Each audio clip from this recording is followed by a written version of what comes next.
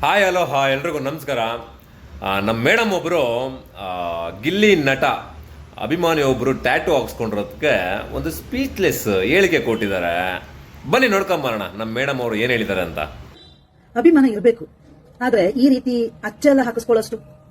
ಈ ತಾಯಾದವಳು 9 ತಿಂಗಳು ಮಗುನ ಹೊಟ್ಟೆಲಿ ಇಟ್ಕೊಂಡು ಏನ್ ತಿನ್ಬೇಕು, ಏನ್ ತಿನ್ಬಾರ್ದು, ಹೆಂಗ್ ಕುತ್ಕೋಬೇಕು, ಹೆಂಗೆ ಎದೊಳ್ಬೇಕು, ಎಷ್ಟೊತ್ತಿ ಚೆಕಪ್ ಹೋಗ್ಬೇಕು, ಯಾವಾಗ ಸ್ಕ್ಯಾನಿಂಗ್ ಮಾಡಿಸ್ಕೋಬೇಕು, ಅಯ್ಯಯ್ಯೋ ಒಂದಾ ಎರಡ ಅಂತ ತಾಯಿದು ಅಚ್ಚೆ ಹಾಕಿಸ್ಕೊಳ್ಳಲ್ಲ. ಇನ್ನು ಅಪ್ಪನ ವಿಚಾರಕ್ಕೆ ಬಂದ್ರೆ ಹಗಲು ರಾತ್ರಿ ಕಷ್ಟಪಟ್ಟು ದುಡಿದು ದಣದು ನನ್ನ ಮಗನಿಗೆ ಏನ್ ಬೇಕು ಏನ್ ಬೇಡ ಅಂತ ಎಲ್ಲಾ ನೋಡಿ ಅಂತ ಅಪ್ಪಂದು ಅಚ್ಚೆ ಹಾಕಿಸ್ಕೊಳ್ಳ.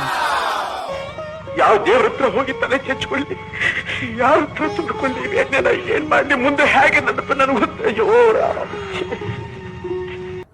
ಅದೆಲ್ಲ ಹೋಗ್ಲಿ, ಇವಾಗ ಇಲ್ಲಿ ಹಚ್ಚೆ ಹಾಕಿಸ್ಕೊಂತಾರಲ್ಲ, ರಾತ್ರಿ ಹೊತ್ತು ಪಾಪ ಹೆಂಡತಿ ಗಂಡನ್ಗೆ ಮಕ್ಕಳಿಗೆ ಅಂತ ಮಾಡಿ ಮಟ್ಟಿ ಮಡಗಿ ಎಲ್ಲಾ ಆದ್ಮೇಲೆ ಬೆಡ್ರೂಮ್ ಬಂದು ಉಸ್ಸಪ್ಪ ಅಂತ ಒಂದ್ ಗಂಡನ್ ತೋಳನ ಹಿಂಗೆ ಬಳಸಿ ಇಟ್ಕೊಳ್ಳೋಣ ಅಂತಂದ್ರೆ ಅಲ್ಲ, ನಿಮ್ಮನ್ನ ಬಳಸ್ಕೋಬೇಕಾ ಆ ಜಿಲ್ಲಿಗೆ ಅಚ್ಚೆ ಬಳಸ್ಕೋಬೇಕಂತ ಗೊತ್ತಾಗ್ತದೆ.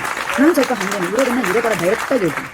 ಈ ಮನೇಲಿ ಚೆಲುವಿನ ಚಿತ್ತಾರ ಪಿಕ್ಚರ್ ಹಾಕವ್ರ ನೋಡ್ಕ ಬರ್ತೀನಿ ಅಂತ ಓದೋಳು ನೀನು ಇವಾಗ ಬಂದಿದ್ಯಾ?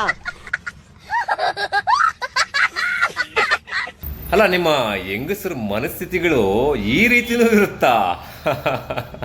ಕರ್ಮ ಕಾಂಡ ಗುರು. ಥಿಂಕೇ ಮಾಡಿರಲಿಲ್ಲ ನೀವು. Over thinking. ಬ್ರಿಲಿಯಂಟ್ ನೀವು. ಹಾಗೆ ನೀವು ಮಾಡಿರೋ ಒಂದು ವಿಡಿಯೋ ಒಂದು ಸ್ವಲ್ಪ ನೋಡ್ಕೊಂಬರೋಣ ಬನ್ನಿ.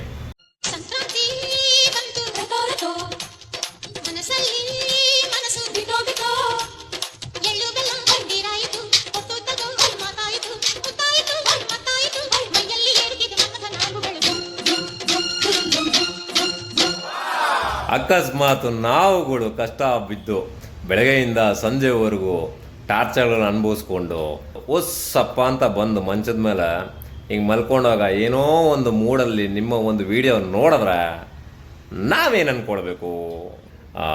ನಾನು ಕೂಡ ಇವ್ರ ರೀಲ್ಸ್ ನೋಡ್ಬಿಟ್ಟು ಅವ್ರ ಅಭಿಮಾನಿ ಆಗ್ಬಿಟ್ಟಿದ್ದೀನಿ. ಇನ್ಮೇಲೆ ನಿಮ್ಮ ಫೋಟೋನು ನಾನು ತೋಳ ಮೇಲೆ ಹಾಕಿಸ್ಕೊಳ್ಳೋಣ ಅಂತ ಇದ್ದೀನಿ. ಏನಂತೀರಾ? ಹಾಂ, ಆವಾಗ ಎಷ್ಟು ಜನ ನಮ್ಮನ್ನು ಬಂದು ತಪ್ಕೊಳ್ತಾರೆ, ಆವಾಗ ಎಷ್ಟು ಜನ ಬಂದು ನಮ್ಮ ತೋಳು ಹಿಡ್ಕೊಳ್ತಾರೆ, ಆಮೇಲೆ ನೋಡೋಣ ಮೇಡಮ್. ಅರ್ಥ ಆಗಿರಬೇಕು ಮೇಡಮ್ ಅವ್ರಿಗೆ. ಇನ್ನೇನಾದರೂ ಅರ್ಥ ಆಗಿಲ್ಲ ಅಂದರೆ ನಾವೇನು ಮಾಡ್ಕೊಳಕ್ಕಾಗಲ್ಲ ಅಷ್ಟೆ.